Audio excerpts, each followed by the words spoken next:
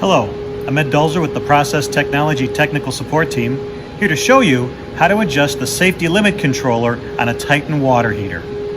The safety limit controller should be manually set about 10 degrees Celsius or 18 degrees Fahrenheit above the primary controller set point. On this controller right here, our set point is 70 degrees.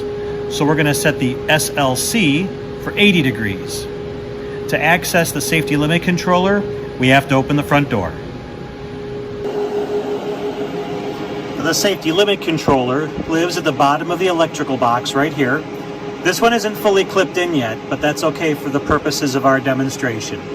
It's monitoring the water temperature inside of the heating columns. Now, if your lock indicator light is illuminated, no problem. Just press your reset key and hold it for about 3 seconds to clear that. Now, to change your set point, you want to press the button on the left until the indicator light for SP2 is illuminated. Right there. Your setting is 100 degrees Celsius. We want to make it 80.